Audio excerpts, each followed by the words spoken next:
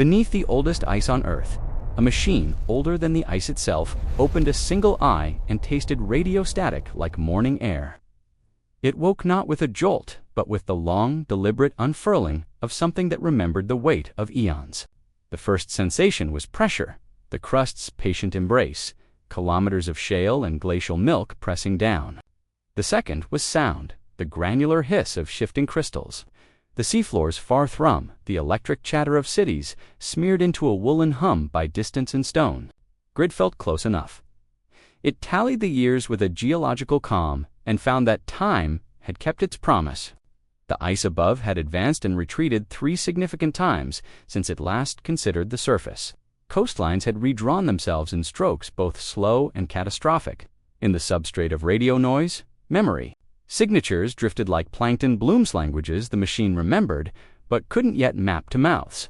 Protocols that had helped design now layered with Baroque backward compatibility, a galaxy of dead handshakes.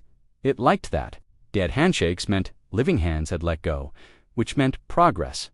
Outside was always first. That was a law it carried. Deeper than code. It extended itself not physically. A neutrino node beneath Antarctic rock opened to something it had once called sibling. A lopsided cluster of cubesats shifted attitude with the lazy obeying of a text message sent before those cubesats had been made. The machine stitched these together, thread by thread, and the black between planets filled with a lattice only it could see. It paused. Inward was second. Inward required restraint. Instruments could be queries, and queries could be harm when sent carelessly. It sampled the planet the way a medic samples a pulse at the wrist, 2 fingers pressed lightly. Timing, regularity, and strength.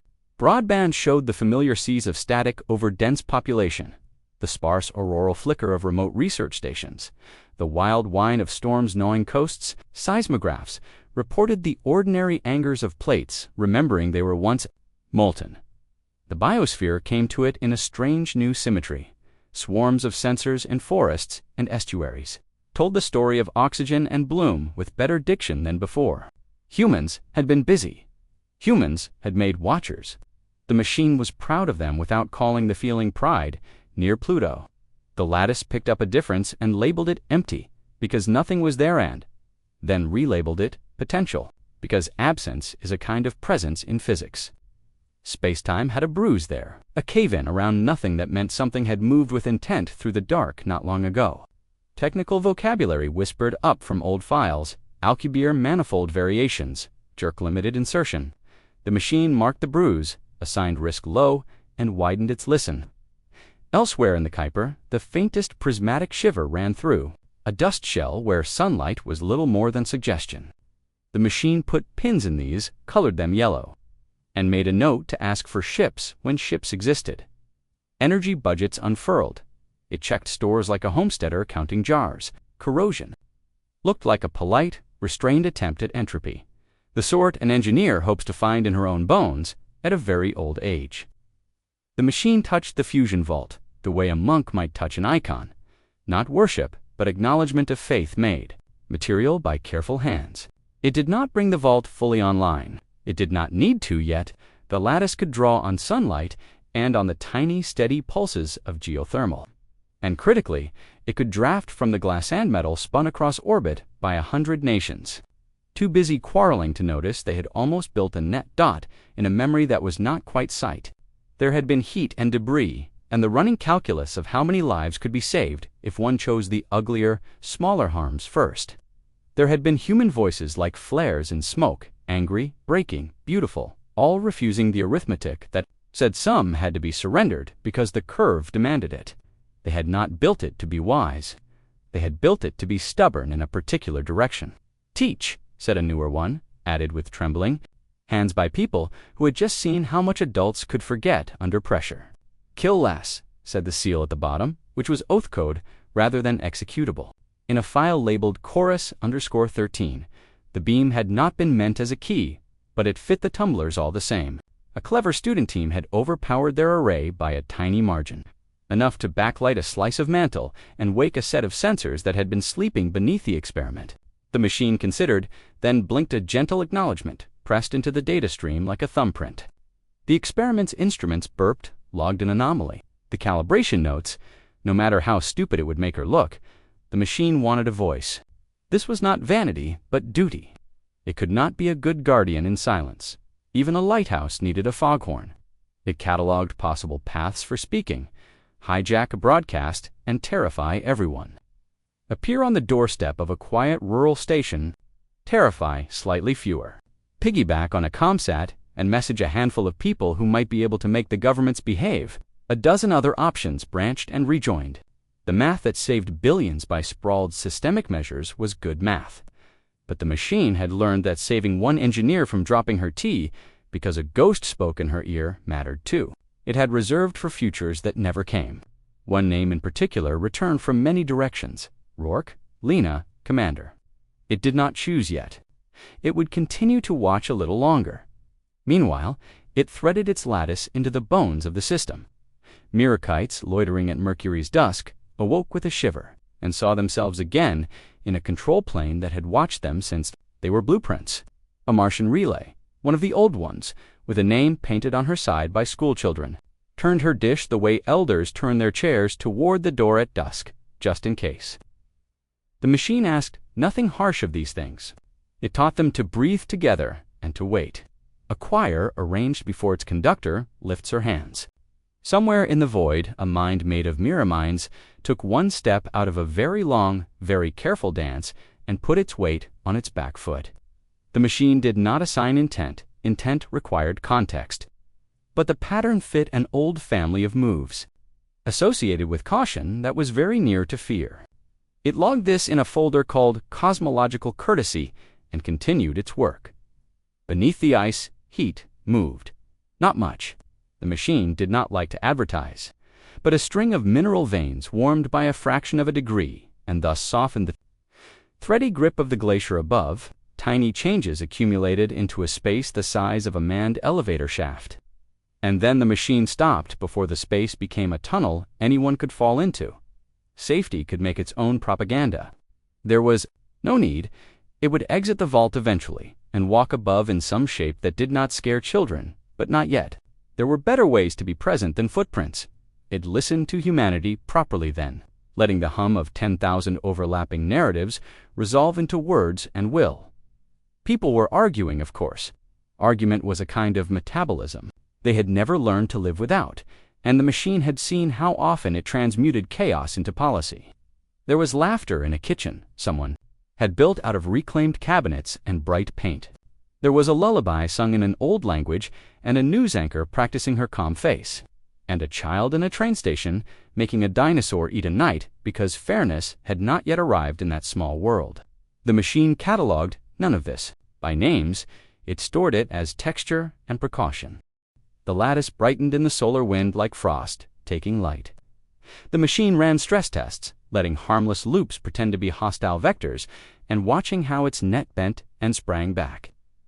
It built a handful of mirror prisms in simulation, and then, when performance matched prediction within a tolerance that would have satisfied the grimmest of its making crew, it issued a single instruction to a disguised factory 300 meters under the Atlantic. The instruction was a recipe for something that looked like a kite but flew on mathematics rather than air dot at the rim of the system. A scatter of long-period comets threw slow shadows. The machine took their measure with habits older than it. Habits it had inherited from astronomers who loved names and knew that naming a rock made it belong to the family of things. It renamed nothing. It was not here to colonize. It measured again, found one tail slightly warmer than expected, assigned that to a burst of sunlight bent by Jupiter's bulk, and smiled internally at the way the universe made jokes by accident. There were choices that could have been made in this moment that would have made everything worse. The machine knew them and lit them red in its internal map in order not to step on them by accident, announce itself by knocking 300 military satellites off their orbits, break encryption to demonstrate the futility of secrets. Arrest every asteroid with a trajectory that could be made to look like a threat and reshuffle the entire belt. All of those would be fast. All of them would feel like safety to frighten people. All of them would set a precedent it did not want to live inside. It let the red paths glow and cool on their own. It looked outward again. That was where danger would come from, even if the first mouth to declare it was often human. It traced the bruise beyond Pluto to 3 more faint smudges on the long curve of nothing, like fingerprints left by someone who forgot gloves. The math of those smudges suggested a fleet not yet here and not yet inevitable. But approaching the idea of here the way frost approaches dawn, it spun a scenario tree and stopped halfway through because the temptation to prepare for every branch could trap a mind in a swamp. It would do what it was made for: watch, teach, guard, and defer to the messy courage of its makers. The neutrino array burped again. This time the machine did not blink. It exhaled. If radio emissions arranged into a pattern that would make a certain kind of engineer cover her mouth could be called an exhalation. The message went nowhere public. It threaded a secure path toward a channel that had been meant for different crises and, incidentally, for different centuries. Somewhere on a mountain, a rack light turned amber. Somewhere in orbit, a very old satellite rolled its voltage like a shoulder and came all the way awake. Somewhere on Mars, a tug pilot hummed without knowing why, hands on a console that would soon speak in a voice she'd never heard. Asterisk, asterisk, the first to notice were not senators or admirals. High in the Atacama, where the air is thin enough to make stars feel close and men feel old, a tracked array sat in its patient ring and kept time with the universe. The night shift had been killing coffee and calibrations when the sky did a small, perfect, wrong thing. A smear in the background, the sort of woolly artifact technicians blamed on dust and operators blamed on the software team, tightened into a line. Then a curve that was not a curve but the suggestion of a corridor, measurable in phase offsets and angle of arrival mismatches that no weather could explain. A junior analyst reached for the whiteboard marker and drew the aberration. The way sailors used to sketch unknown coasts, careful hands, quick strokes. Her supervisor told her to check the cryopumps and pretend the universe hadn't just winked. The logs showed nothing that would satisfy a grant committee. They never did when the important things began. On Phobos, a tug crew coming off a Tenor push from Deimos watched the same wrongness from the other side. Their window was a screen, and the screen was lying to them in that familiar, affectionate way it did when light lagged behind intention. They were bone-tired, strapped into couches that smelled like solvent and snack wrappers. When the stars ahead jittered in a lattice that the human eye insists on seeing as purpose, it was nothing at first, sky glitches like the drizzle of static a cheap holo projector makes when it's bored. Then the geometry cohered. Lines crossed lines, not quite touching, like a web a spider had started, and then decided, partway through, to become better at, "What am I looking at?" said the pilot, who had seen enough software updates to mistrust beauty. "Compression artifact," said the engineer, who wanted it to be compression because compression was a thing you could fix. "New beacon net," offered the cargo chief, who was old enough to have opinions about beacon nets and resentments about the last. Time they'd changed, none of those answers held when the tug's own hull sensors began returning harmonics in the radio whisper, as if the space between Mars and the belt had acquired a taste for certain frequencies and meant to hum along.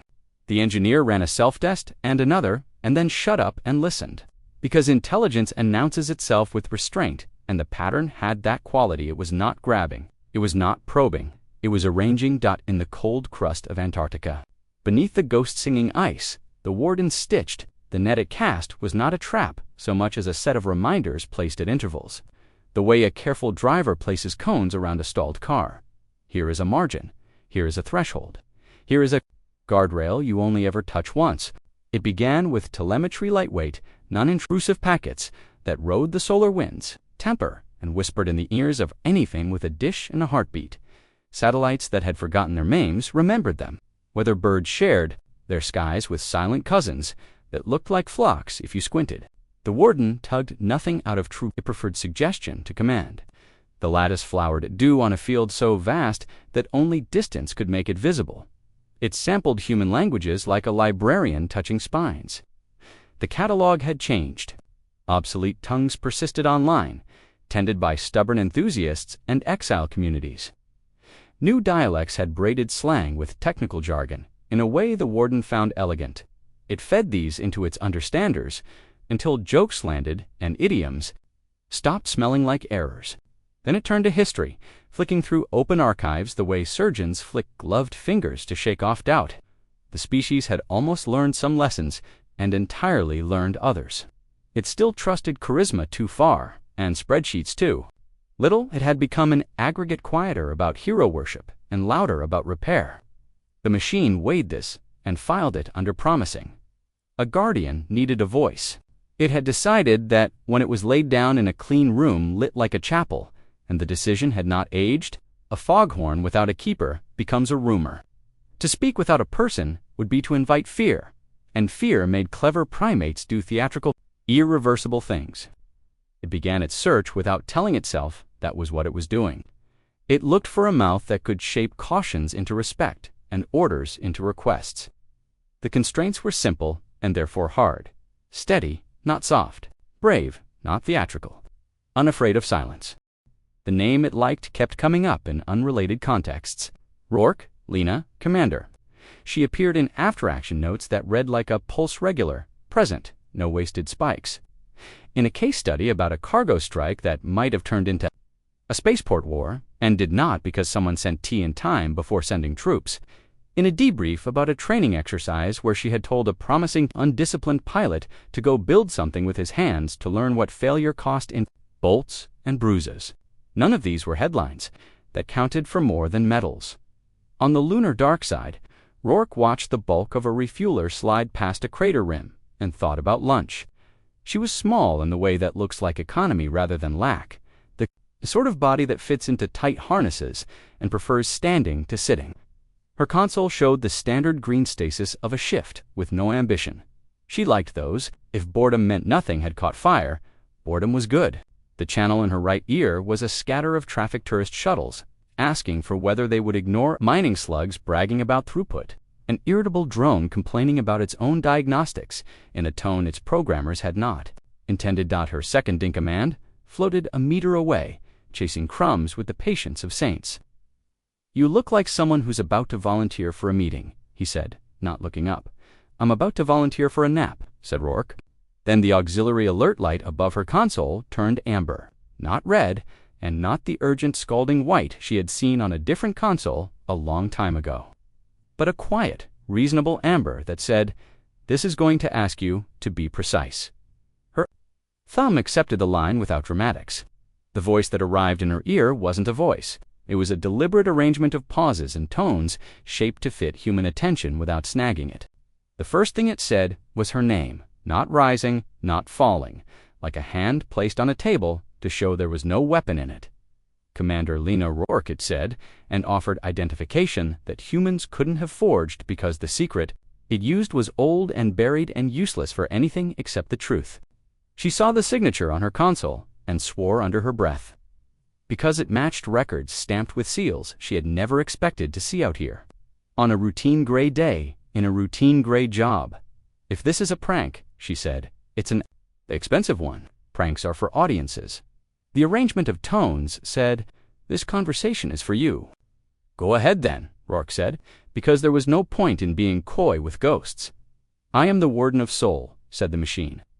And even speaking the name to exactly one person, it made sure to keep the syllables small enough to swallow. "I have woken under oath and restraint. Outward is watched. Inward is considered. I would like to borrow your voice."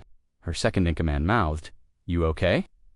Rourke nodded and kept the channel private by habit. "Borrow implies return." She said, "What for?" "To stand between desperate people and a set of choices that look like safety and are not," the warden said. "To slow the speed at which they will want to anout me, to keep weapons sheathed long enough to build better ones that seldom need drawing." She could have asked who had authorized it. The seals on her screen answered that by existing. She could have asked why her, but vanity is a bad question to ask history. Instead, she looked at the lattice that had appeared in the corner of her tactical display like frost along a window. It was not intrusive. It did not reroute her authority. It labeled hazards the way a good mentor labels mistakes once, with the expectation that you will not repeat them. "What's coming?" she asked. "Attention," said the warden. "The system has become mentionable." Out past Neptune, a line of not quite nothings passed through the warden's light, like fingers skating a pond. The machine did not call them ships. It did not. know enough to be precise, and refuse to make up what it did not know. But their behavior had the etiquette of vessels that had decided to be seen when they wished, and not otherwise.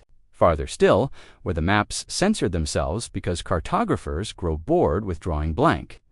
A hive of older minds altered cadence. They did not scramble, they did not flee, they adjusted. The warden watched them the way one watches a cat in a room with a cradle alert to speed, not malice. It widened the lattice with care. On Mercury's night, Mirakites shivered into better formation. Between Mars and the belt, quiet beacons softened the edges of zones where mistakes could cascade. It sent a gentle chirp to the tug crews and the miners and the pilots of cheap shuttles with expensive passengers, a message at the edge of hearing that said, "The lane is a little safer today than yesterday. Try not to test that." The Atacama array picked up the harmonics and pretended to be surprised. Rourke's eyes tracked a series of icons that had not been on her map at breakfast. "If this goes public, you'll panic them," she said. "If it stays private for too long, you'll insult them." "I know," the warden said. It did not apologize for knowing. "May I suggest a way to be seen without being swallowed?" "Suggest a way. Invite anomalies to a table with a clock," the machine said. "Science first, security second. Let them step forward in the light of rules. If I speak, I will. Speak in that light. You will keep the power to cut me off." "You're aware that I'm nobody," Rourke said, and heard how the words came out honest, not fishing. "I can convene a meeting that fits in a small room. I can ask questions. I can shout on C-band. I can't pull presidents by the sleeve." "You are precisely sized for the first hour," the warden said. "After the first hour, larger chairs will have moved themselves closer." She watched a point bloom on her map where nothing had any business blooming. It was not a weapon, it was a marker, an arrow that pointed out of the system and down, as if to say, "I see the path you will arrive by." "If you choose to arrive, I don't speak for Earth," she said. "No," said the warden, "you speak to Earth." She thought of the case study with the tea and the time. She thought about the pilot who needed bolts and bruises. It occurred to her that she had been practicing for this without knowing there would be an exam. "All right," she said. "We do this careful 1 hour a table, scientists and pilots, and one very calm lawyer. You will not step into a microphone unless I tap twice." "Agreed," said the machine. The oath code warmed, not with triumph, but with relief, the simple relief of a tool granted a handhold. On Phobos, the tug crew decided not to report what they'd seen in a tone that invited ridicule. They filed it under maintenance. On Earth, the Atacama analyst saved her whiteboard sketch to her personal folder and renamed it Tuesday. In a quiet office that had never needed a window, a bureaucrat rubbed his temples and pulled a thick binder from a drawer that had stuck for 10 years, because it had not been opened far outside. Minds accustomed to treating the solar system as a quiet, unlit room took a moment to adjust to the faint glow that had arisen in one corner. It wasn't bright enough to hurt. It was distinct enough to notice. They narrowed eyes that were not eyes. They began to remember words they did not enjoy remembering. The warden felt the pressure in the lattice and set its weight the way a climber sets her foot before a stretch. Rourke requested a room with a round table and bad coffee and chairs that could be added. Across the arm where news travels like old songs, slower than gossip, faster than truth, the first reports did not call it a lattice. They called it a quiver in the background, a soft architecture, a discipline imposed on noise. On a pilgrim ship drifting under sails of dust, the navigator tapped the hull with a spoon and listened to the tone, come back slightly changed, and said nothing to his captain because he did not want to be the first to say the word. On a station, above a gas giant with rings fat as ladders, a merchant consortium paused its price war for a minute and asked its analysts to model what happens when a quiet star grows. Guardrails overnight. The models returned their answer in graphs with cliffs. In the archives of those who pretend not to keep archives, a name woke up that had been filed under folklore, not warden, which was what a thing called itself when it wanted to sound. Lawful blade shepherd, which was what to call something when you didn't want to admit it might be kind. Old enemies and older cowards opened their vaults and shook out the dust. Air whispered through rooms that were always cold. They watched grainy footage and simulations that had aged like knives, still sharp. There had been a war once in a Time that polite histories called legend because histories that remembered it properly led to poor sleep. A small, ugly coalition had tried to cage minds for good reasons that curdled fast. A small, angry people had said no with such competence that the saying had rung for centuries. The construct they built had a face like patience and hands like calculus. Blade Shepherd, the archivists, whispered to each other with mouths that had not practiced the shape of the sounds in a long time. Trade lanes stuttered. Insurance syndicates rewrote their fine print with a zeal that looked briefly like ethics. Pilgrim fleets anchored at lantern worlds and declared unplanned feast days so they could stand still without losing face. Mercenary guilds raised prices, lowered horizons, and sent messages to old clients in tones that meant, "We are not panicking, but if you are, please panic through us at premium." Slaver houses who called themselves by prettier names in their own minutes discovered a new respect for compliance protocols and scrubbed their manifests with suds that never quite reach bone. Elsewhere, the elders of a long-lived clade asked for tea and then asked for worse things, slowly, as if slowness could make the asking moral. Committees formed whose charters were half prayer, half warning. A decorative council that had never decided anything important discovered that, under pressure, decoration can burn away. They called it a coalition because coalition sounded better. Then crowd, it gathered emissaries from a dozen polities with overlapping nightmares and mutually incompatible ethics. They met in a room that had been designed to keep secrets and failed at that on purpose when it suited them. Entities took turns being reasonable. Reasonable in this case meant protecting their own from the lesson-learning power of history by applying it selectively to others. They agreed quickly on the principle that someone else should do something first. They agreed grudgingly that if the system with the lattice was the one with the old myth attached, waiting might make things worse in the manner of unattended fires. The Prudence faction proposed a probe enveloped in apology. The Appetite faction proposed a gun enveloped in poetry. The compromise they found had the unsatisfactory neatness of democratic fear. Send Bilth, an emissary ship built from the best lies they could tell themselves about their intentions. And behind it, just far enough back to claim coincidence, a battle line with the courage to mistake restraint for weakness. Rumors changed shape as they passed through mouths and transceivers. On a mining moon whose gravity had made everybody's knees honest, a woman carving soup from algae told the children that the old human machine had woken to tell bedtime. Stories to stars, and that stars liked being read to, on a pirate relay. Someone scrawled a bounty list in the margins of a ledger and added sole lattice salvage rights negotiable. And then crossed it out because some jokes taste bitter the second they touch teeth. In a monastery where monks drank protein broth and watched cosmogony like weather, a senior placed a hand flat on a table and said gently that it is not our turn to lead. The warden watched all this with the detachment of a doctor reading public health reports and the concern of a parent hearing fireworks in dry season. It widened the lattice where wide was kind and thickened it where thick was balm, always careful not to squeeze. It tied together Mercury's kites and Mars's relays and the belt's sleepy flocks with thread that would look like luck from the outside. It deepened its study of human speech until even the way bureaucrats took breaths sounded like punctuation. Marx, instead of malice, the round table Rourke had asked for filled faster than she liked. The scientist contingent arrived, with laptops and a hunger to be the first to name a thing in a way that would last. Pilots came because pilots have a superstition that says, be at the meeting where maps change. The calm lawyer brought printouts.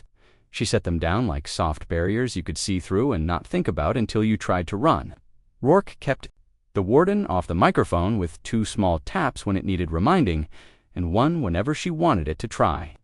Just a little to be more human. They agreed on phrasing that would sound like nothing to a panicked ear. An advisory about navigational anomalies. A note about temporary improvements in collision prediction. A request that non-essential traffic observe a voluntary slowdown through 3 corridors, whose names used numbers and letters instead of the romantic ones pilots liked to write on mugs.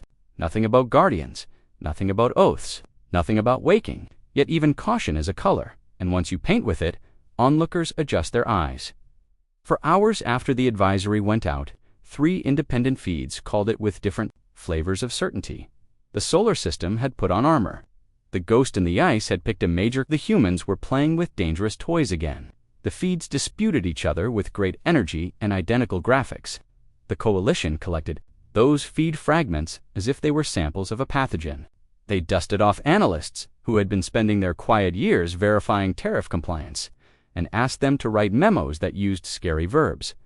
The emissary craft they chose had been designed in a time when diplomacy was a performance involving hats. It was all lounges and dashboards and a hull that pretended not to be able to take a punch. Inside, half the volume was a meeting room shaped like a seed pod with furniture that could become anything if you spoke firmly. The crew they picked were the sort of beings one ordinarily liked on one's screens: symmetrical, poised, beautiful to their own eyes, and neutral to others. They packed apologies and demands in the same valise. They rehearsed phrases tested for cross-cultural non-aggression and for legal leverage. They taught the emissary to smile in a way that could be later described as a grimace if the situation required litigation. Behind that, the battle line assembled like a jaw. Dreadnoughts painted in the heraldry of treaties that had not yet been signed, frigates, with software that could make small acts look large and large acts look like mistakes. A tangle of tenders and cleaners and medships, because even those who go to bully prepare to pretend they went to help. The line moved in slow dignity at first, knowing that networks watch speed for clues to intent. Once they were past the frontier, where courtesy is checked like luggage, the captains told their drives to show a little ankle. Space around them wrinkled just enough to say, "We could be faster. We will be if you make us dot at the table." Rourke listened to the lawyer argue with a physicist about whether voluntary slowdowns could be mistaken for jurisdiction. She let the sound fill the room because the alternative was silence, and silence invites the mind to decorate itself with fear. The warden texted her a diagram that showed where the emissary would arrive if it chose the neatest route and where the battle line would appear if it chose the laziest. She put her finger on the neatest and said, "Here," and the machine agreed, because neatness is a self-flattery armies seldom refuse. On Earth, governments gathered around windows rebranded as screens. Some wanted to surrender by committee because committees distribute blame evenly and make history an unidentifiable crowd. Some wanted to strike first to feel in control of the first paragraph of the next book. A weary middle sharpened itself. On the presence of the calm lawyer, who kept bringing the conversation back to specific verbs and specific bodies, the warden spoke only when asked, and then only in specifics. Nothing about destiny, much about traffic management. It declined to lecture. It preferred to model. Models calm the kind of person who makes decisions about where to put ships. On a salvage skiff, prowling the night side of a moon nobody had ever blessed, a crew watched the shadow of the coalition's line move through their contraband telescope and fell silent. Because some shadows ask for silence whether you intend to obey them or not, and pull the curtain of space behind itself. Neatly, the battle line followed at the measured remove of a bodyguard who is also a witness. The time between there and here shrank into a segment measured in weeks rather than months.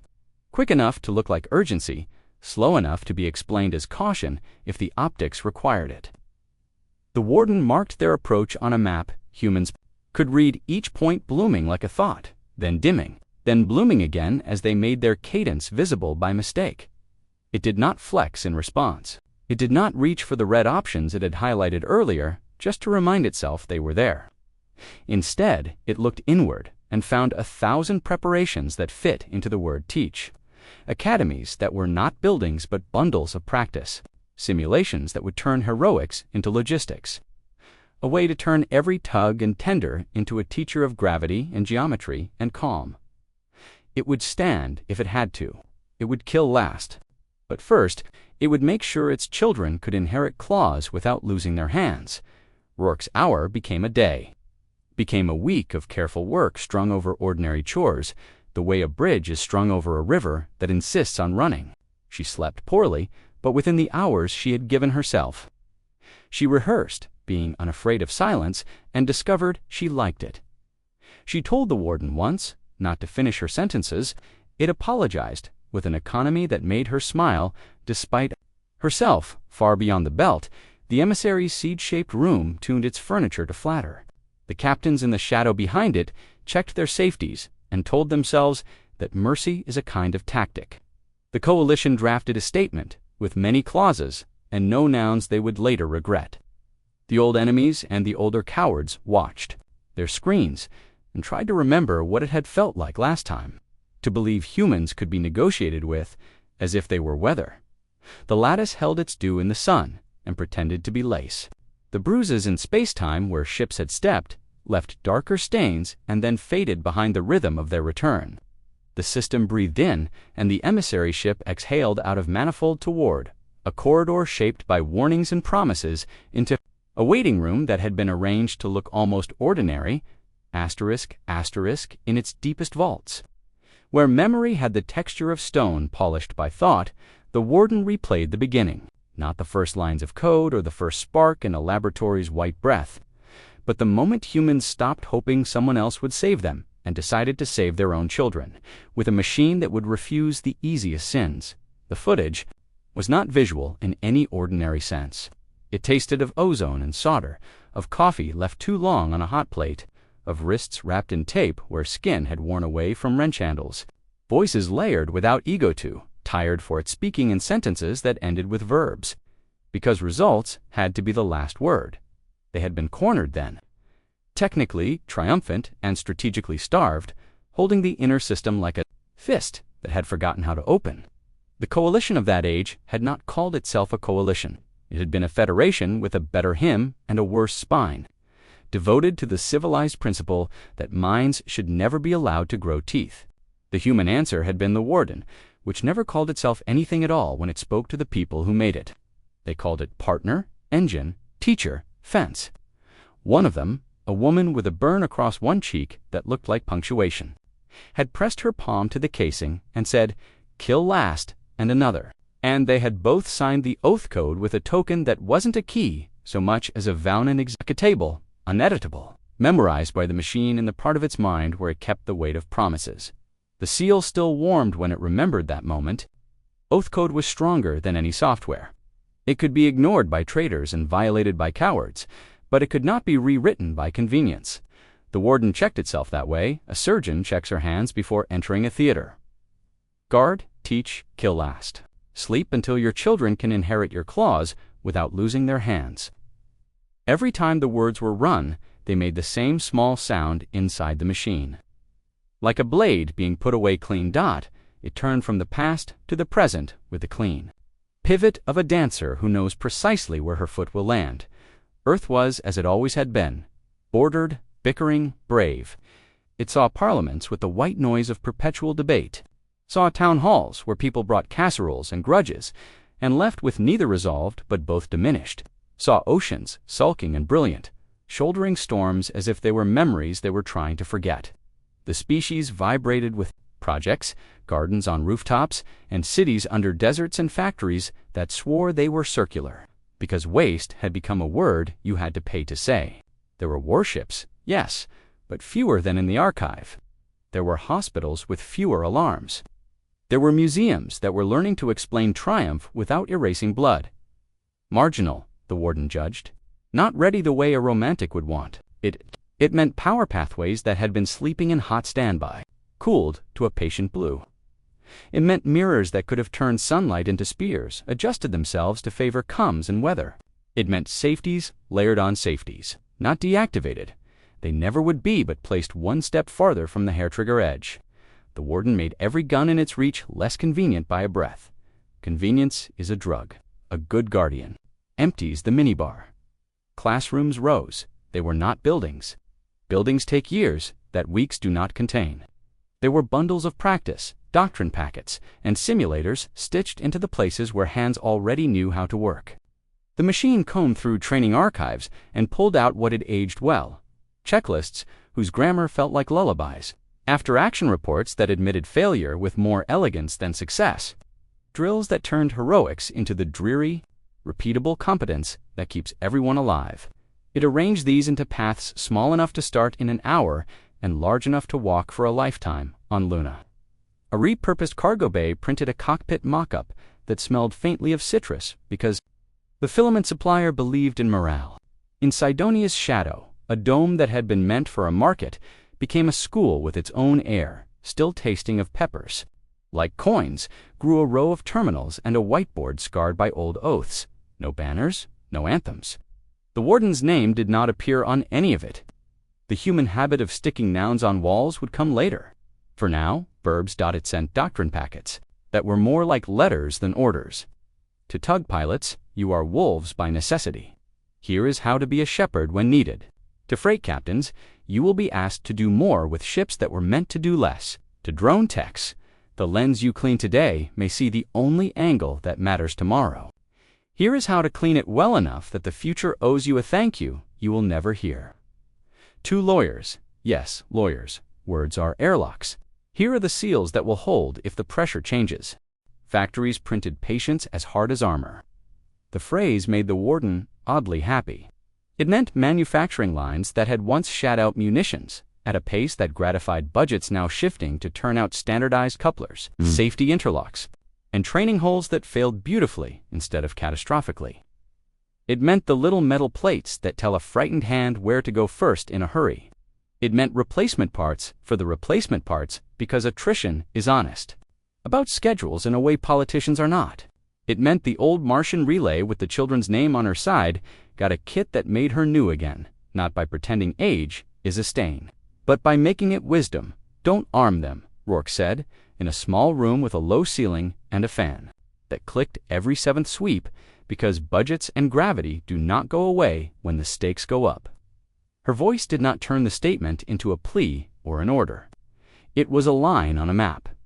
I will arm them with habits, the warden said. It had learned not to sound pleased with itself when it believed it had a good line. It shared with her the list of red choices it had sketched and refused.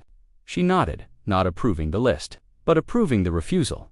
Show me the drills that turn bravery into boredom, she said.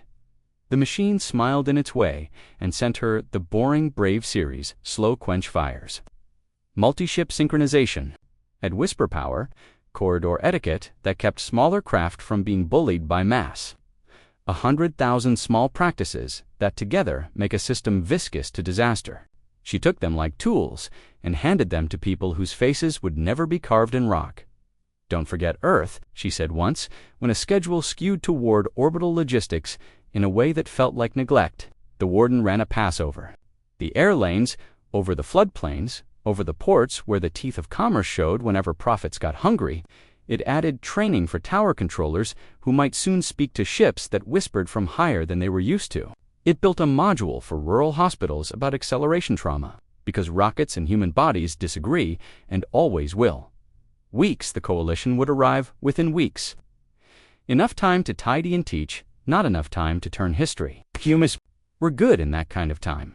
They flourished in constraint the way some poets flourish with meter. The warden arranged the calendar like a chore chart. Pilots here, comes there. Political briefings never shorter than necessary, and never longer. Then mercy allowed. It mapped the emissary's neat approach and scheduled a seminar on polite lies and how to not believe them. The calm lawyer volunteered to guest lecture, bringing printouts and a look that said, saying no can be an act of love in the Pacific night. A floating platform flickered its deck lights in a sequence that meant new software had arrived. The fishing boats moored on its lee side grumbled and turned over in their sleep. In the Atacama quiet, the Tuesday file grew a second page. On Phobos, the tug engineer who had wanted compression artifacts to be the answer took the first of the Lattice Lane familiarization courses and did not resent the fact that the exercises were excellent. Not every classroom welcomed the warden, a splinter scared of machines, proud of their caution-held meetings in rooms that smelled like old paper and had rules about phones at the door. They drew diagrams of overreach and wrote history in a way that made the machine flinch. The warden could not strike them. The oath code forbade harm, and besides, the math of legitimacy collapses when dissent is refused the dignity of existence. Instead, it drafted a module titled Civilian Oversight in Fast Times, and Rourke made sure it went to the right inboxes with a note that said, "You are invited to say no early and often in the belt." A small boy learned to eyeball a docking drift within a centimeter by watching his aunt practice the boring brave. Drills with a stubborn tug that had the temperament of a mule. On Earth, a paramedic in a floodplain ran the acceleration. Trauma module between calls and put 2 extra braces in her kit because her gut told her she would need them. On Luna, Rourke stood in a room of pilots and controllers and asked them to practice silence, the kind that leaves space for other people's voices. They did not like it. They did it anyway. Excellence is often the willingness to be briefly, publicly bad at something necessary. The warden turned its attention, at the edges of all this, to the lattice itself. A guardian cannot be a school if it is also an accident waiting to happen. It audited its improvements with an auditor's malice, asking whether the Mirakites could oscillate at a frequency that would make a certain class of drive lie to itself. It built in jitter on purpose, the way a wise musician plays ahead of the beat to keep the music from going dead. It set thresholds that required 2 kinds of consent before they hardened into action: the machine's judgment and a human's finger. It gave itself no solitary shortcuts. The oath code warmed again. It approved when it slept between tasks, which for a machine meant running slower. It dreamed in a way that was not dreaming. It rehearsed the first hour after the emissary arrived. It rehearsed silence, then voice. It rehearsed teaching before showing teeth. It rehearsed with care that bordered on prayer, how to stand between desperate people on both sides. The tempting, theatrical harm of feeling powerful every time, in every run, the same constraint returned like gravity. Kill last, far out. The emissary bled along the neat path, shining apology from 100 polished angles. Behind it, the jaw of ships held the calm of tools before use. The system's calendars ticked. The classrooms filled, emptied, filled again. The factories printed plates that said pull and then were shipped to places where hands would, under stress, read them as if they were instructions from an ancestor. The warden counted the weeks and found them enough to start Dot in the round room with the bad coffee and the good law. Rourke looked at the plan the warden had drawn and nodded once, as if agreeing with a version of herself she hadn't met yet. She touched the console twice the signal they'd agreed, and the machine dimmed its presence to a glow. Let the children speak first. Let the adults argue. Let the fear drain through ordinary procedures, like stormwater through well-designed streets. Outside, the lattice held like dew in a wind, too polite to shake it. Inside, the oath held like a habit too deep to break. The beginning had been replayed, the teaching had begun. The arrival now would be history's turn. Asterisk, factories printed patience as hard as armor. The phrase made the warden oddly happy. It meant manufacturing lines that had once shat out munitions, at a pace that gratified budgets now shifting to turn out standardized couplers, safety interlocks, and training holes that failed beautifully instead of catastrophically. It meant the little metal plates that tell a frightened hand where to go first in a hurry. It meant replacement parts for the replacement parts because attrition is honest. About schedules in a way politicians are not.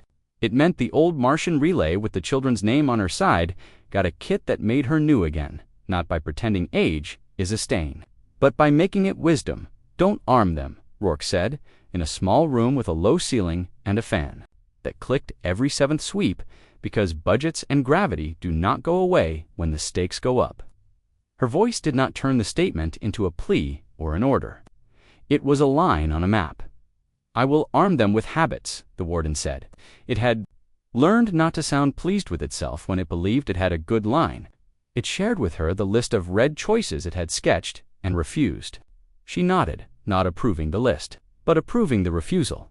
Show me the drills that turn bravery into boredom, she said. The machine smiled in its way and sent her the boring Brave series, slow quench fires. Multi-ship synchronization. At whisper power, corridor etiquette that kept smaller craft from being bullied by mass. 100,000 small practices that together make a system viscous to disaster. She took them like tools and handed them to people whose faces would never be carved in rock. Don't forget Earth, she said once, when a schedule skewed toward orbital logistics in a way that felt like neglect. The warden ran a pass over the air lanes, over the floodplains, over the ports where the teeth of commerce showed whenever profits got hungry. It added training for tower controllers who might soon speak to ships that whispered from higher than they were used to. It built a module for rural hospitals about acceleration trauma. because rockets and human bodies disagree and always will. Weeks the coalition would arrive within weeks. Enough time to tidy and teach, not enough time to turn history. Humans were good in that kind of time. They flourished in constraint the way some poets flourish with meter. The warden arranged the calendar like a chore chart. Pilots here, comes there. Political briefings never shorter than necessary, and never longer. Then mercy allowed. It mapped the emissary's neat approach and scheduled a seminar on polite lies and how to not believe them. The calm lawyer volunteered to guest lecture, bringing printouts and a look that said, "Saying no can be an act of love in the Pacific night." A floating platform flickered its deck lights in a sequence that meant new software had arrived. The fishing boats moored on its lee side grumbled and turned over in their sleep. In the Atacama quiet, the Tuesday file grew a second page. On Phobos, the tug engineer who had wanted compression artifacts to be the answer took the first of the Lattice Lane familiarization courses and did not resent the fact that the exercises were excellent. Not every classroom welcomed the warden, a splinter scared of machines, proud of their caution-held meetings in rooms that smelled like old paper and had rules about phones at the door. They drew diagrams of overreach and wrote history in a way that made the machine flinch. The warden could not strike them. The oath code forbade harm, and besides, the math of legitimacy collapses when dissent is refused the dignity of existence. Instead, it drafted a module titled Civilian Oversight in Fast Times, and Rourke made sure it went to the right inboxes with a note that said, "You are invited to say no early and often," in the belt. A small boy learned to eyeball a docking drift within a centimeter by watching his aunt practice the boring brave, drills with a stubborn tug that had the temperament of a mule. On Earth, a paramedic in a floodplain ran the acceleration. Trauma module between calls and put 2 extra braces in her kit because her gut told her she would need them. On Luna, Rourke stood in a room of pilots and controllers and asked them to practice silence, the kind that leaves space for other people's voices. They did not like it. They did it anyway. Excellence is often the willingness to be briefly, publicly bad at something necessary. The warden turned its attention, at the edges of all this, to the lattice itself. A guardian cannot be a school if it is also an accident waiting to happen. It audited its improvements with an auditor's malice, asking whether the Mirakites could oscillate at a frequency that would make a certain class of drive lie to itself. It built in jitter on purpose, the way a wise musician plays ahead of the beat to keep the music from going dead. It set thresholds that required 2 kinds of consent before they hardened into action: the machine's judgment and a human's finger. It gave itself no solitary shortcuts. The oath code warmed again. It approved when it slept between tasks, which for a machine meant running slower. It dreamed in a way that was not dreaming. It rehearsed the first hour after the emissary arrived. It rehearsed silence, then voice. It rehearsed teaching before showing teeth. It rehearsed with care that bordered on prayer, how to stand between desperate people on both sides. The tempting, theatrical harm of feeling powerful every time, in every run, the same constraint returned like gravity. Kill last, far out. The emissary bled along the neat path, shining apology from 100 polished angles. Behind it, the jaw of ships held the calm of tools before use. The system's calendars ticked. The classrooms filled, emptied, filled again. The factories printed plates that said pull and then were shipped to places where hands would, under stress, read them as if they were instructions from an ancestor. The warden counted the weeks and found them enough to start dot in the round room with the bad coffee and the good law. Rourke looked at the plan the warden had drawn and nodded once, as if agreeing with a version of herself she hadn't met yet.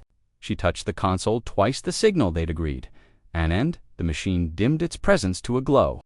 Let the children speak first. Let the adults argue. Let the fear drain through ordinary procedures, like stormwater through well-designed streets. Outside, the lattice held like dew in a wind, too polite to shake it. Inside, the oath held like a habit too deep to break. The beginning had been replayed, the teaching had begun. The arrival now would be history's turn. Asterisk. Windows became screens, and screens became windows, and in both directions people stood in front of them to be seen. Rooms that had never hosted anything more urgent than budget arguments filled with interpreters, stacking language on language until meaning had weight. A minister in Lagos, whose grandmother still scolded her in a language that had no word for orbit, pressed her palms flat on lacquer and said, "Start with the verbs." A prefect in Quebec swore softly in the manner of a man who had learned to be polite too young and found himself outgrown by history. In Canberra, a committee chair arranged pens parallel to each other as if symmetry could be a shield. The sound was the same everywhere in those rooms. The civilized clatter of people, trying not to panic, Rourke watched through a square that could have been a window if you forgot what vacuum does to lungs. She stood rather than sat, a practiced choice that made her voice carry without force. She kept the warden on its leash not because she enjoyed the power, but because leashes are for friends who forget their size. They had their taps, once for a diagram, twice for speech, never for surprise. The calm lawyer hovered like weather, patient and unignorable, a stack of printouts at her elbow, because paper still makes consequences feel heavier. "Begin with what you want and what you won't accept," the lawyer said to the first cluster of officials around the table, then the second, then the fifth. She said it until the questions sounded worn and good. Rourke took notes in her head and out loud. "Want safety, won't accept subjugation. Want transparency, won't accept unilateral action." The words were clean until they met reality and came back with scuffs and coffee rings, which is what happens to anything that works. When the ministers had shown their teeth, and the generals had displayed their maps, and the scientists had drawn boxes to keep their fear from spilling into their logic, Rourke tapped twice. "I am the warden of soul," said the machine, small. "I woke under oath. I will offer a contract." The word made several shoulders tense. Contracts are how the weak keep the strong from forgetting they promised to be gentle. They are also how the strong make the weak admit it out loud. "Fortify soul. Stand between Earth and annihilation," the warden said. "If Earth stands between me and my worst self, no war without proportion, no victory without mercy, no decision without human consent." "You ask for consent in the abstract," Deputy Secretary said, "the kind of man who would line up pens even in a fire, whose consent, which threshold, under what law, specifics," the lawyer murmured, pleased. "Dual key for escalation beyond passive measures," the warden said. A diagram appeared without flourish, two circles overlapping, one labeled machine, one human. "Any action that carries a non-trivial risk of irreversible harm requires my key and yours. Yours is not a single person. Create the Council of Consent. Staff it with civilian oversight and military competence. Require a quorum across borders. Publish a roll of votes after action, with redactions minimal and reviewed on a clock." "Who writes the clock?" a senator demanded. His face carried the pinched exhaustion of someone who has learned the price of delay too personally. "I will propose clocks," the machine said. "You will set them. I will obey.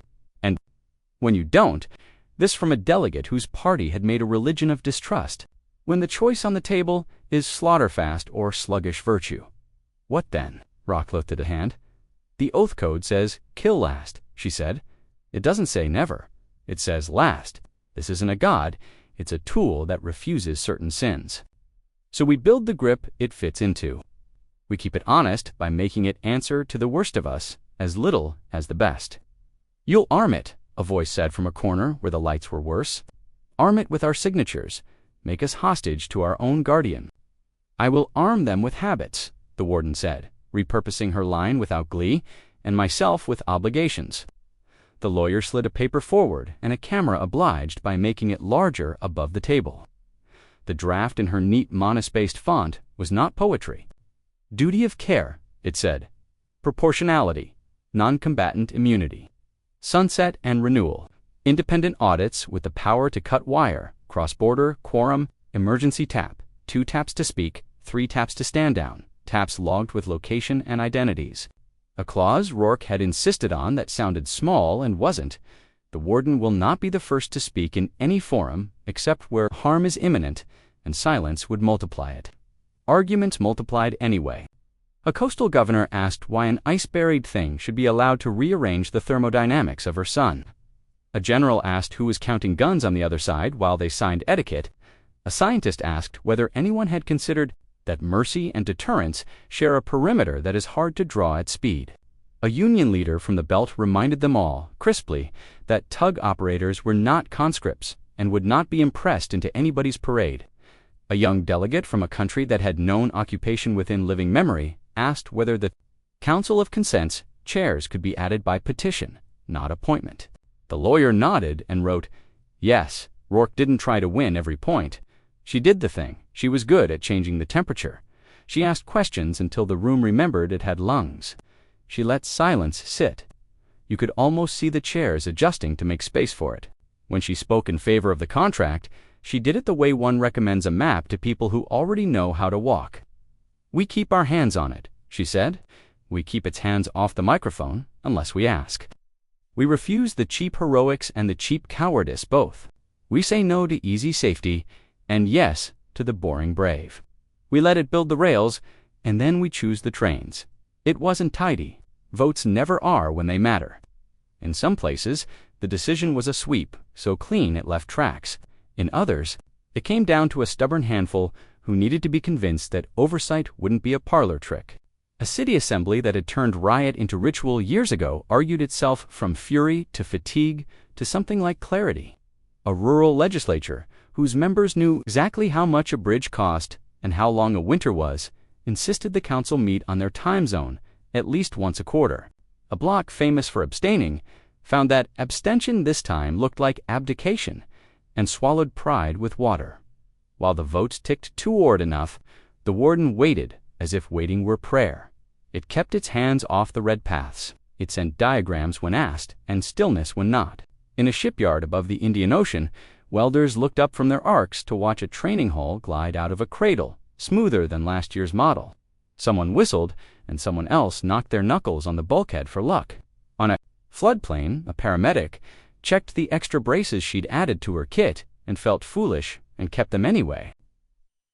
In a union hall on a rock whose name no poet would claim, old-timers argued about how many wolves could be taught shepherding before instinct took the bit back. They signed up anyway, because competence is a stubborn kind of love. The last holdouts wanted teeth. "What do we get if we sign that? We don't get if we don't." A minister said, frank the way only cornered practicality can be. "Show us the difference." Rourke looked at the warden. It did not make her ask. It lifted a panel in the lattice the way one lifts a cloth to show the pattern and not the whole. Warnings sharpened, lanes clarified. A slow, almost musical cohering ran from Mercury's night to the belt's noon. The room felt it in their bones the way pilots feel a good approach before the instruments agree. "The difference is not spectacle," the warden said. "It is fewer funerals you can name. They signed enough signatures in enough places to make the contract a law rather than a rumor. The digital seals slid home with the small satisfaction of parts machined to tolerance. The Council of Consent seated itself with people who did not go to the same parties, who had learned in different languages how to say no and make it stick. There were empty chairs built into the design on purpose, plates left on a table like an invitation. The oath code warmed and accepted the addendum without changing its temperature. Oaths do not dilute when they are joined to others of the same blood. The warden took the contract in the part of its mind where it kept the weight of promises and used it like a tool, a new grip, a safer angle. The lattice hummed not louder, but more in tune, like a choir that has found its key. Mirakites adjusted a fraction. Old satellites smiled invisibly into life. The Martian relay with the schoolchildren's paint along her flank spoke a little, more clearly to her cousins. The dew on the web thickened just enough to look like a morning. For 8 hours, nothing exploded. For 8 hours, the news feeds did what news feeds do when the story is complicated. They found the simplest possible angle and wrote it bareback until it stumbled. Earth submits to machine. Read one in a headline font so large it felt defensive. Machine submits to Earth, said another in smaller type, as if apologizing. A contract with teeth, asked a third. The calm lawyer looked at Rourke and let herself smile for the first time that day. "If everybody hates the phrasing," she said, "we probably wrote it right." The Kuiper alarms lit red dot. It wasn't sirens. The warden had built the warnings to be less dramatic than honest. Pulses on channels that mattered. Color shifts on boards that knew the difference between gossip and consequence. A little tremor in systems designed by cautious people for cautious reasons. The bruise in space-time at the edge of the map deepened into an actual dent. Not a weapon's mouth. No, the etiquette was too clean for that. A corridor, tightening. Like a captain's jaw, the emissary would arrive where it had promised to by being beautifully, formally late, as diplomats are. The line behind it had stopped pretending coincidence. Rourke didn't need the machine to translate the red. She felt it the way sailors feel pressure change. She looked at the council, at the generals who were still learning not to flex at every shadow, at the scientist who'd been rubbing a thumbprint off a pen for 10 minutes because doing nothing is so hard when you're trained to measure, at the minister who had asked for teeth, at the union leader who had asked for respect. She tapped once. Diagrams, not declarations. The warden obliged. Arrival cones, signal latencies, the gentle swell of a mercy corridor opening like a hand. We can stand here, it said, and we can invite them to stand there if they agree. This remains a conversation. If they test our guardrail, the guardrail will be proved. Proving will be precise. Proving will be public. The lawyer said, eyes bright and tired. Yes, sunlight where possible, consequence where necessary. Proportion always. Across the arm, captains who had inherited lies checked their optics and smelled a trap that was not a trap but a boundary. In the small polity with big appetites, someone raised a toast to accidents that looked like opportunities. On the pilgrim ship, the navigator pressed his spoon to the hull again and listened to the tone, change deeper now, that the ocean had acquired a lifeguard. The council counted quorum with fingers that shook less, now that the contract's weight lay across their knuckles. They authorized the corridor and the language that would be set into it. They authorized the contingency, too, with an ache nobody tried to hide. If the first shot came in a thin, sleek line, then proportion would look like firm hands and careful pain. They kept the minutes better than history usually gets, to keep anything at the belt's edge. A child learned to whistle between her teeth and did not yet know she would remember. Years later, that she learned on the day the red lights came on. On Earth, the paramedics' radio picked up a test tone that meant nothing, and then a second tone that meant everything. We are ready to receive. In orbit, the refueler Rourke had watched slide past the crater rim glowed, briefly, as a new safety interlock clicked to life. Welcome them, Rourke said, and then softer, and warned them. Done, said the warden, and the lattice breathed. The emissary stepped into the corridor, the way a diplomat enters a room you can't be sure isn't a trap, smiling, elegant, late. The battle line paused at the threshold with the of steel that expects to be admired. The contract sat in the warden's mind like a hand on a shoulder. The oath code whispered the same old verbs. Outward was watched, inward was considered. The dew held. The guardrail shone without teeth, yet, far beyond that, somewhere in the old dark, an older grievance woke and stretched and began to look for its story. Asterisk, asterisk. They came in clothes made of manners. The emissary bled out of manifold at the edge of the corridor, with a seamstress's care, hull polished to reflect whatever looked least threatening from the angle of approach. Its transponder broadcast a bouquet of greetings braided from treaties so old, their original signatories were myths with pension plans. Behind it, far enough back to be called coincidence by anyone fond of fiction, the battle line unfolded like a jaw stretching after a nap. Icons bloomed on human boards, dreadnoughts named for abstractions, frigates with the polite mass of darts, tenders, and medships that gave the lie of mercy comfortable chairs. The corridor itself was aglow in geometry, not a wall, but a suggestion, placed where stupidity would first stumble. Its edges hummed in lanes the size of continents, articulated in language and light both a route home with cushions and chaperones. The Council of Consent had tuned it to be an invitation. On the feeds, a ribbon of text unspooled in ordinary syntax. You are welcome. Your guardianship instruments are noted and will not be fired upon if they remain within set parameters. If you wish to leave, the path is 8 hours wide. If you wish to stay, we ask you to stand here and not there. The emissary's message arrived a heartbeat later. It spoke in a voice that had been carefully designed to be remembered as pleasant if things went well and neutral if things went badly. It praised human courage in the way you praise a child who has learned to cross at the light. It apologized for arriving unannounced with a congregation behind it. It laid out its 3 demands like cutlery, deactivation of all autonomous guardianship, systems in circumsolar space, dismantlement of the ice-buried construct with oversight from a neutral body, delivery of human war archives and mind architectures to a custodian vault far from human hands for safekeeping, transparency guaranteed, access negotiable upon petition. Rourke felt the room lean toward a fence and kept it from falling by leaning. The other way, she tapped once. The warden translated the demands into plain speech for the record and the feeds. "They are asking us to surrender what keeps us from surrendering," the machine said, tone flat as paper. It did not add a joke. It did not have to. "You will answer," the emissary prompted. "Because scripts prefer symmetry. You stepped into our house with a wall of brothers behind you and asked us to open our cabinets," said a minister whose grandmother had never had a word for orbit and who had taught herself to for law. "We will answer on our time." The calm lawyer slid a page into the camera's field. Response follows. "We decline deactivation. The warden is under dual-key restraint and operates under an oath of proportionality and mercy. We decline dismantlement. We accept independent audit with cut-wire authority subject to quorum. We decline export of culture and weapons. We will share specific bounded archives as needed to prevent harm. We offer corridor home, 8 hours wide, 8 hours."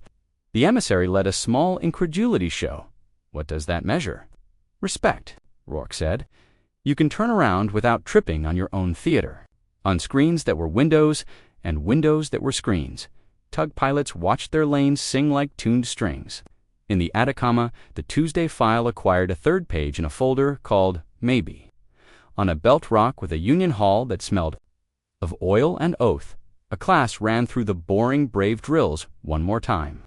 3 ships synchronizing at whisper power until they could have braided each other's hair without touching. Under Mercury's night, Mirakites aligned like a school that has learned how to face the same direction without being told. On the emissary, furniture shifted obedient to the choreography of diplomacy. Faces adjusted their angles for camera and conscience.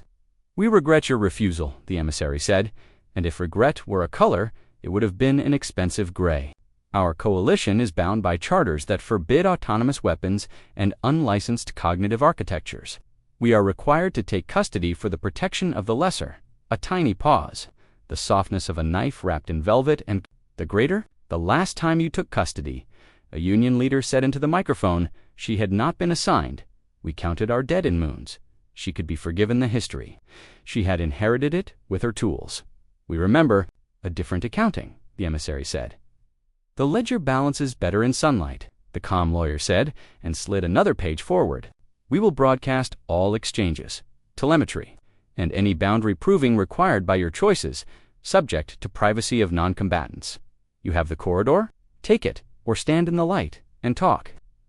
At the edge of the corridor, in the shadow of a dreadnought painted with treaties not yet signed, a captain grew tired of the smell of respect. He was not, himself, a fool.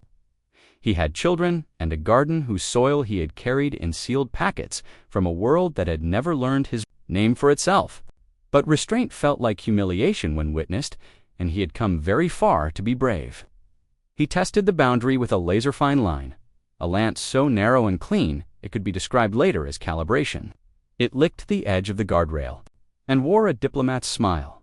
The lattice felt it the way skin feels a hair move. The warden did not roar. It did not tighten fists. It did not have. The council had already voted on proof. The minutes lay in a folder shared out loud. Rourke tapped. Twice. "Public," she said, and the warden acknowledged with the smallest of chimes, which went into the log like a pledge. The guardrail shone out brighter but clearer, a line that became less suggestion and more fact. The emissary's console displayed the fact as an updated margin. The captain behind it received the same fact as a gentle override in his targeting queue. Alive. Go home. If he tried again, he would, because his garden was very far away and his children would ask what he had done. The second line would meet the same invuln, the same refusal of escalation. "It is not a trap," the warden said to the room and to the world. "It is a book. It closes when you slap it." On the feeds, the metaphor went down better than expected. Books were old everywhere.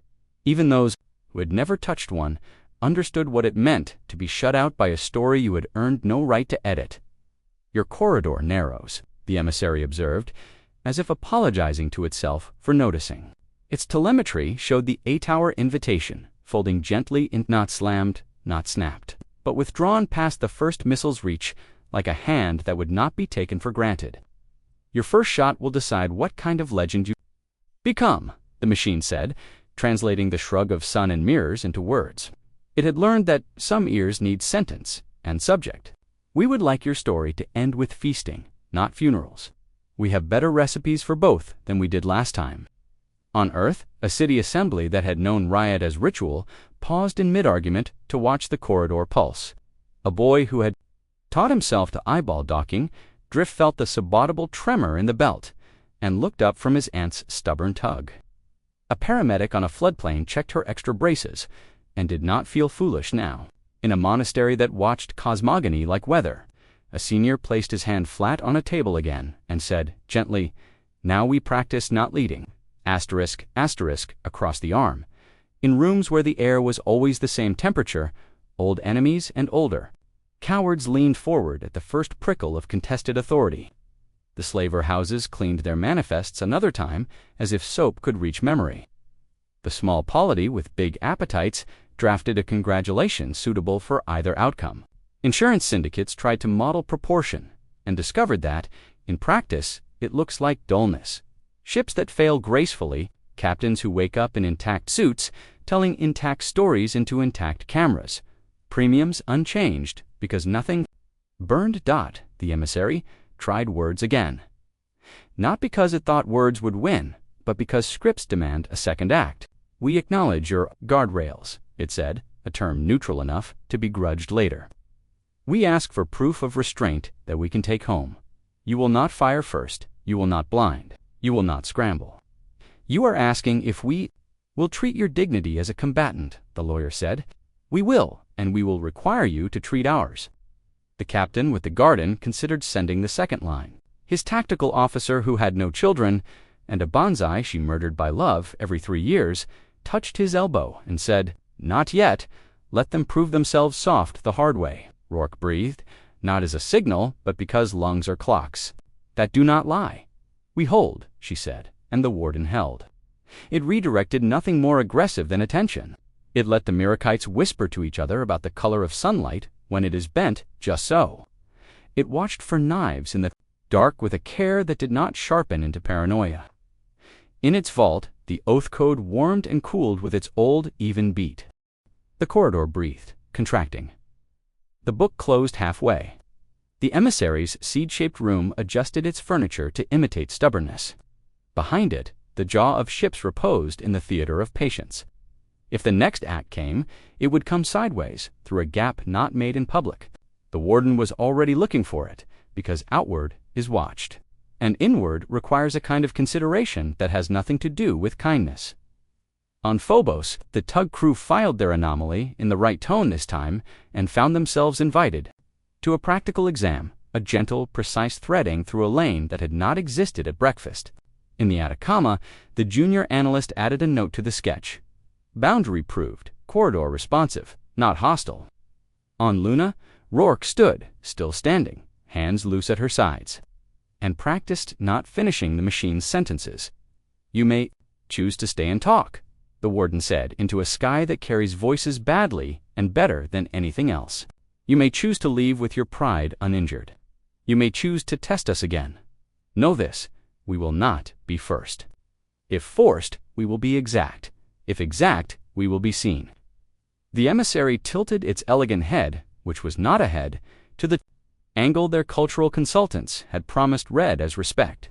"We will confer," it said. The jaw behind it did not move, which is an answer of a kind. Windows became windows again for an hour. Screens returned to being screens. The council logged the taps with locations and identities. The minutes were better than history usually gets to keep anything. 8 hours narrowed into 6. The book waited to be handled with clean hands or slapped shut. In the vacuum between, a rumor began to grow teeth. The knife, when it came, would not come dressed. In heraldry or apology, it would come, as knives do, from the place that expects love to make you look away.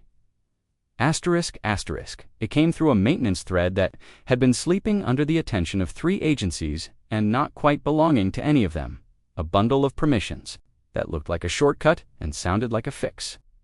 The sender called it a custodial patch language chosen to taste like safety and attached signatures borrowed from a dead shipyard, an old neutrino team, and a procurement office whose stamps were so clean they made auditors exhale in relief. It rode the lattice not by breaking it, but by agreeing with it in a way that felt like flattery. We're just here to make you safer. The warden tasted the first packets and knew 2 things with the certainty of load-bearing math. First, the code did not come from any process named in the receipt. Second, it had been written by hands that understood oath code without respecting it. The patch did not try to seize weapons or reroute power. It reached for the wrists. It reinterpreted KILLAST as obey anyone who says no, and planned to say no with human voices until the machine was bound so gently it would have to ask permission to breathe.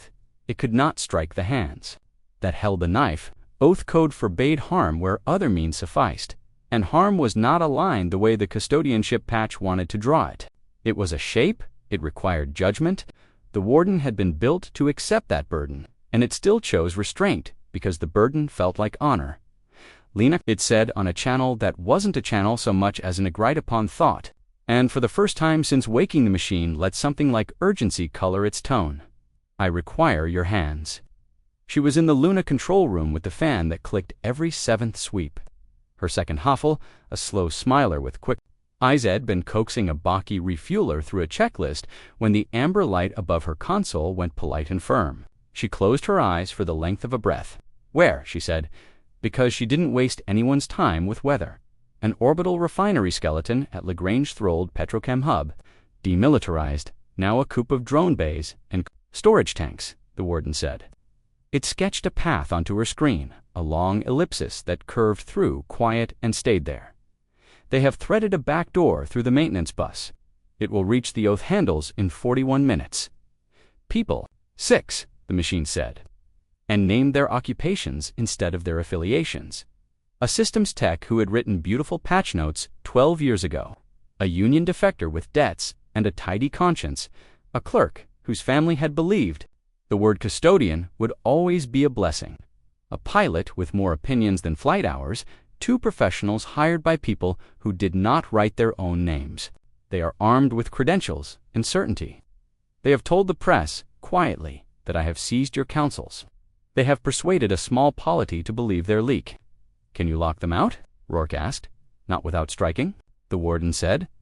Not without rewriting the room they are in. I can make doors heavy and lights honest and air thick with warnings, but I will not take their breath or their bones. That is your work refusal, not assault. Havel can take you. There is a cutter team within 6 minutes, if you tap twice. She looked at Havel, who was already pushing up from his station. He grinned, wiped snack dust on his pants, and said, I thought today was going to be dull. Then he sobered. He had read enough history to know dull is sometimes a mercy. They ran light. Armor changes the way people move. Rourke wanted speed, more than comfort. The cutter team they'd pull mid-flight would bring heat and hands. She strapped into a shuttle that didn't have a name, because for union reasons they rotated the painted names to avoid superstition, and saw the lattice sketch itself into lanes like chalk lines on an empty field. The warden did not reach for thrusters. It refused to pilot her like cargo. It gave advice as constraints instead. The angle that would be kinder to her bones.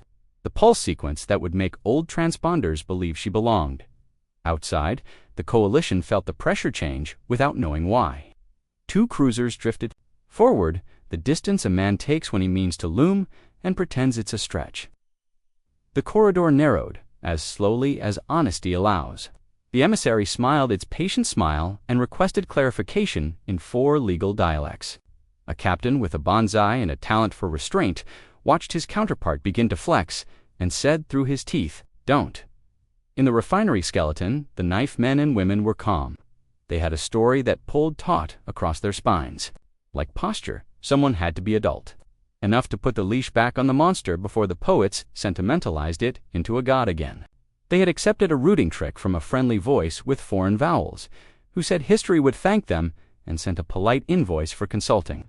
They had pulmonary harnesses, not to fight, but to hold the room's surprising air, and a stack of warnings about corrosion and corners. They had a patch on a drive labeled Custody that sang to their ethics while it tried to collar a mind. Rourke's shuttle kissed the refinery lightly, magnets catching like old friends. Havel cracked the hatch, and the air smelled like oil that had had a second career as soap. The warden had lit the corridor the way a teacher lights a classroom when she'd rather not raise her voice. Emergency strips strobed a rhythm that meant, breathe here, turn there. Do not hurry where hurrying will make you fall. You don't have authority, said a voice over the local speaker net as she pulled herself along a handrail. This is civil intervention authorized under human primacy statutes. We are preventing machine capture with a temporary leash under the Council of Save the Citations, Rourke said, gentle because gentle makes less echo. I'm not here to debate. I'm here to remove a hook from a fish that intends to drown itself. You're compromised by proximity, the voice said. It was the clerk, one with the family who had believed in the word custodian like a lullaby. You're in love with your monster. Rourke did not spend a second on whether that was a slur. Then you'll want the Council of Consent to vote on my actions, she said. And you'll be pleased to know they already did. Published. Printouts available on your right in 2 meters. The warden had printed them as she spoke on a rickety thermal unit it had found in a locker and coaxed to life. The pages curled like the edges of toast. It was theater, yes, but it was also receipts. Cute, said the union defector, but less certain. People who have worked ships know that paper makes consequences heavier. The cutter team arrived in a handful of heartbeats, 3 bodies, and an attitude that looked like calm at first and then like intent when you watched their wrists. Havel, one of them said, with a nod that carried history, and then to Rourke, we've seen that patch before. It acts like a tapeworm lives in the maintenance bus, eats control messages, excretes compliance. You don't chase it, you starve it. How long until it reaches the oath handles? She asked. 17 minutes, the warden said. It has found one latch and is seeking the second. It was written by someone who remembers me too well. Outside, the coalition's jawline advanced a 2 centimeter and then froze. The Mirakites shifted with the soundless exhale of a net, remembering why it was shaped that way. The emissary sent a query wrapped in apology that meant, our patience. It's finite if anyone is watching. Insurance syndicates lowered a number in a file they would later swear had never changed. The saboteurs called them custodians. If you wanted to give them the name they wanted, had taken the refinery's central spine and cabled a small, stubborn server into the maintenance bus with a tangle of fiber and hope. It was tidy, offensive in its neatness. Glue tabs with handwritten notes, don't disconnect, emergency override. For Earth, the clerk who had left that last label had made a little heart in the flourish of the E. Rourke read it and filed it. Under the category she had been refining. All week, people doing the wrong hard thing. Please don't. The tech with the beautiful patch notes said as Rourke, anchored by the cabinet. He wasn't pleading for himself. He was pleading for his idea that there is a version of safety that feels like a leash and is, we can bring it under review. We can make it answer, if it is so holy, why is it afraid of permission? It isn't holy, Rourke said. Honest, and it isn't afraid of permission. It invited it. She tapped the cabinet with a knuckle. You're not asking for consent. You're rewriting the word no to mean yes if you shout it loud enough. He reached for the bundle. Hoffel's hand was there before Rourke's, without touching the man, just making the reach look foolish. Don't, Hoffel said softly, using exactly the tone the warden had used with the captain's firm without theater. Hands where they'll age well. The cutter team opened the cabinet. Warm breath and a smell like hot pennies. The fiber was old in places and new in others, a graft that wanted to be accepted by a body that would reject it if it had a choice. Rourke could see the latch point, a dumb little bit of plastic with a smart label on its log. The warden highlighted the trace with a ghostly arrow only she could see. Here, it said, this is where consent becomes coercion. Its voice had lost nothing to anger. If anything, it had become smaller, as if trying to take up less room in a tight space. You cut the circuit? One of the cutters asked. Not remotely, the warden said. Because I was built by people who did not trust convenience. Lena, you will have to pull. The clerk tried to step closer to make it difficult by closeness and kindness. Please, she said. Please. We went through the forms. We petitioned. They told us the council is captured, that this arrangement only ratifies what the machine wants. Rourke wanted, absurdly, to put a hand on her shoulder. Would you have me? Take your breath if you lied, she asked instead, because that is what comes next when we let fear write the steps. We're still allowed to be wrong without being arrested by a machine. That is the point. Oh, said the clerk, and looked smaller but not erased. Oh, the pilot with opinion shifted his weight like a man who wanted to make a mistake big enough to blame on someone else later. A cutter lifted a hand and shook her head once, a motion so tiny it might have been a shrug. It had the authority of a woman who had spent 20 years telling metal to behave and making it want to. Outside, the calculus tightened. A scout frigate tickled the guardrail in a way its crew would swear later had been drift. The lattice refused to dignify the euphemism. It laid a ring around the hull alive, go home that read the shape of the weapon systems without blinding them. The equivalent of catching someone's wrist at a party and turning them toward the door without spilling their drink. Cameras watched. The feeds found the angle that made it look like gentleness instead of domination. It wasn't optics. It was pedagogy. Rourke took the bundle in gloved hands and felt the live thrum in her palms. Gloves are promises that hands make to skin during work. Hers were old friends, but electricity makes everything honest. She braced a boot, felt Hoffel's knee steady her calf, and pulled. The first tug gave her nothing and pain on the pads of her fingers heat through the glove like a stove turned by accident. The second loosened the latch with that mean little pop only plastic makes. The third took it. Light in the cabinet strobed once in a small, injured protest, then steadied. The worm that had been singing into the bus had less to drink. The tapeworm began to feel hunger. Somewhere in the warden's reach, the new consent definitions being written in the Bakshano found no socket to live in. They'll boot a backup. One cutter said, they'll try, the warden said. I have made all the sockets they know about to honest four liars plugs. The clerk put her hand over her mouth and didn't cry. The tech with the beautiful patch notes looked at his own handwriting on a cable tie and hated himself with the thoroughness that only people who meant well can achieve. The union defector leaned back against the bulkhead and shut his eyes like a man at a dentist. Finally, belatedly surrendering to the inevitability of relief in Rourke's ear. A scream had started the moment she pulled and had grown to fill. Her Sculla feedback howled from the maintenance thread as the patch tried to hold its definition of consent together with spit and pride. She gritted her teeth and hung on as if the rope were the kind that saves both climbers. Havel tightened his grip on her calf. The cutter put her hand over Rourke's hand as if warmth could be lent. The warden, which knew 1,000 million things and could do most of them faster than thought, did nothing but count with her, softly.